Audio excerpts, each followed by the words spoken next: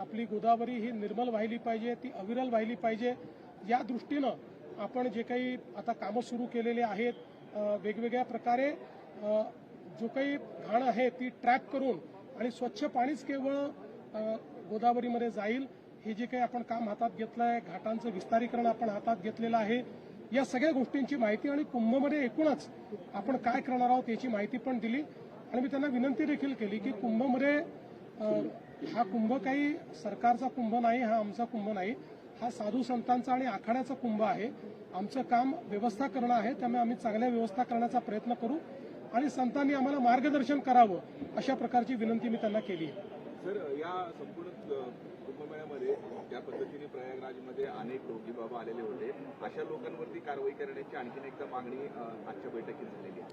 नाही, निश्चितपणे साधू संतांनी एकतर ज्या प्रकारची कारवाई महाराष्ट्र सरकारने गोंधूबाबांवर केली त्याचं सगळ्यांनी अभिनंदन केलेलं आहे. त्याकरता त्यांनी महाराष्ट्र सरकारचं स्वागत देखील केलेलं आहे आणि अपेक्षा व्यक्त केलेली आहे की जे लोक या ठिकाणी आस्थेचा गैरवापर करून आणि या संपूर्ण संत संप्रदायाला, सनातन विचाराला कलंकित करण्याचं काम करतात, त्या सर्वांवर कारवाई झाली पाहिजे. निश्चित तशी कारवाई आम्ही करू. आपल्या संपूर्ण कामाचं सुद्धा कौतुक केलं. देशाचं नेतृत्व करण्यासाठी जे काही मोजके नाव आता घेतले जात आहेत त्यात तुमचं नाव आघाडीवरती आहे, एक अशा पद्धती सुद्धा आघाडीवर वगैरे असं त्यांनी नाही सांगितलं. त्याच्यामुळे मला असं वाटतं की अशी काही बातमी तुम्ही करण्याचा प्रयत्न करू नका. पण ठीक आहे, त्यांनी जे काही कौतुक केलं, संतांचं काम असतं चांगल्या कामाला आशीर्वाद द्यायचं, त्यामुळे त्यांनी चांगल्या कामाला आशीर्वाद दिला.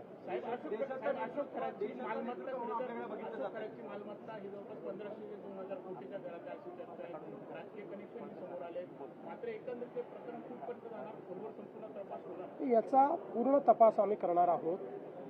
त्यांनी जे वेगवेगळे अकाउंट उघडलेले आहेत तेही आमच्या लक्षात आलेले आहेत. त्यांचे जे ट्रान्झॅक्शन्स आहेत ते ट्रान्झॅक्शन्सही लक्षात आलेले आहेत.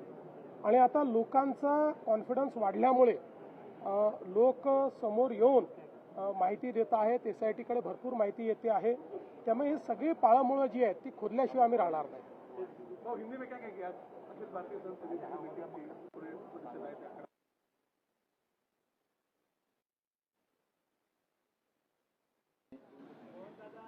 हम सभी जानते हैं कि नासिक में जो कुंभ मेला होने वाला है, तो उसी के चलते इस बैठक का आयोजन यहाँ किया गया.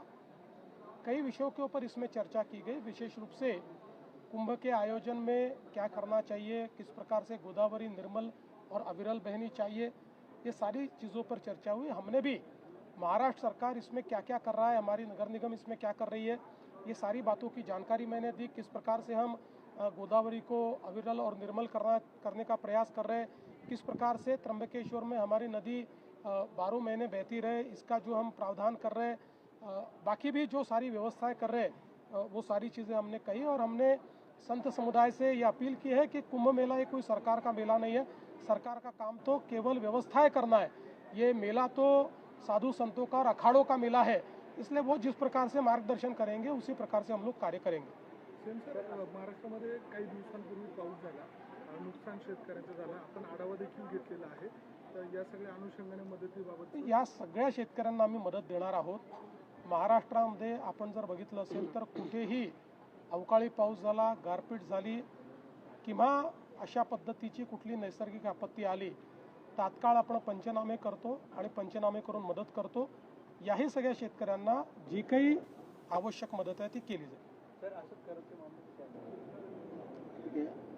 उस मामले में हम लोग तह तक पहुंच रहे हैं. विशेष रूप से जो अलग अलग प्रकार के उनके ट्रांजैक्शंस हैं उसको ढूंढकर हम लोग निकाल रहे हैं.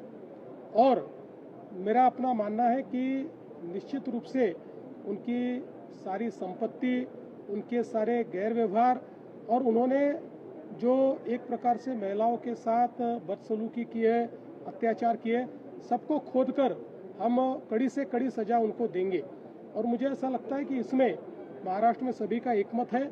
और मैं तो ऐसा कहूँगा कि हमारे लिए किसी भी प्रकार की राजनीति से ऊपर है. कुछ लोग इसमें भी राजनीति करने की कोशिश कर रहे हैं, लेकिन मैं स्पष्ट रूप से कहना चाहता हूँ कि हम लोग इस प्रकार की राजनीति को तवज्जो नहीं देते. जो कार्य सरकार को करना है सरकार करती रहेगी। साहेब, एसआयटीचा तपास मंदवला आहे असा आरोप हा केला जातो आहे की 18 दिवस एसआयटीचा तपास मंदवला असा आरोप केला जातो आहे। 18 दिवस होत गेलाय पण तपासात काही ठोस समोर आलं नाही। मला असं वाटतं की 12 गुन्हे दाखल झाले आहेत, रोज नवीन माहिती समोर येते आहे। आता एसआयटी काय तपास करते आहे हे तर काही रोज सांगता येणार नाही।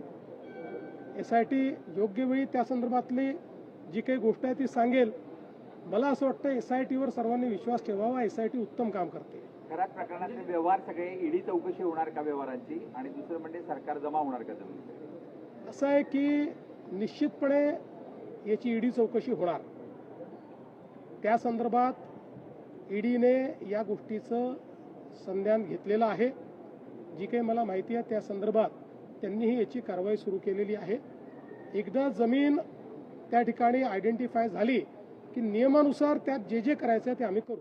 अंजली दमन यांना एक सीडीआर मिळालेला आहे आणि त्यावरून आता आरोप प्रत्यारोप होत आहे। अनेक राष्ट्रीय कनेक्शन बघा, पहिली गोष्ट तर अशी आहे की अशा प्रकारचा सीडीआर हा प्राप्त करून घेण्याचा कोणालाही अधिकार नाही। तो फक्त या ठिकाणी जी काही जांच एजन्सी आहे जे तपास करतायत त्यांनाच तो अधिकार आहे। त्यामुळे असा हा सीडीआर कशा पद्धतीनं लीक झाला, तो कोणी लीक केला, या संदर्भातली चौकशी राज्य सरकार करेल। मला असं वाटतं की या अशा प्रकारच्या सेन्सिटिव्ह केसेसमध्ये शेवटी केवळ आरोप प्रत्यारोप करून चालत नाही। ज्यांच्या विरुद्ध सबळ पुरावा असेल त्यांच्या विरुद्ध या ठिकाणी काम होईल। कोण कोणाशी बोललं, कोणी कोणाशी काय केलं याच्या आधारावर आपली क्रिमिनल जस्टिस सिस्टीम चालत नाही। अशोक खरात यांनी केलेल्या ज्या काही ज्यांची घाणेरडी कामं आहेत याच्यामध्ये जर कोणी संमिलित असेल तर कोणालाही आम्ही सोडणार नाही आहे। त्यामुळे मला असं वाटतं की या संदर्भात अशा पद्धतीनं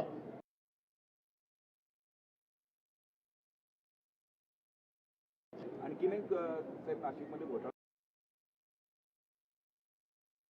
गुन्हा दाखल झालेला आहे। फक्त गुन्हे होतात पण कारवाई होत नाही असं सुद्धा एक आरोप केला जातो। गुन्हा झाला तरच कारवाई होईल।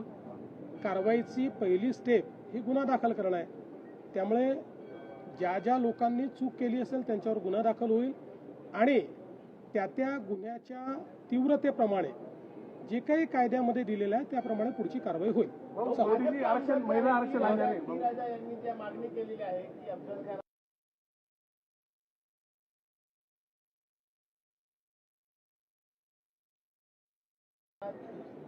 अफजल खानाचं थडगं हे त्या ठिकाणी आहे। त्याच्यात मागणी जर काही करायची असेल तर ही मागणी केली पाहिजे की जे लोक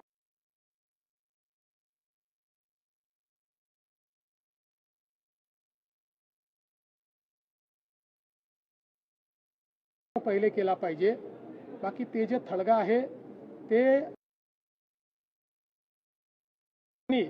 ASI कडे गेलेला आहे। त्यामुळे मला असं वाटतं की आपल्या सगळ्यांना या गोष्टी म्हणजे महाराष्ट्रात राहायला स्वराज्य तर नष्ट झालं नाही पण त्याच औरंग्याचं थडगं हे महाराष्ट्रामध्ये तयार झालं। हे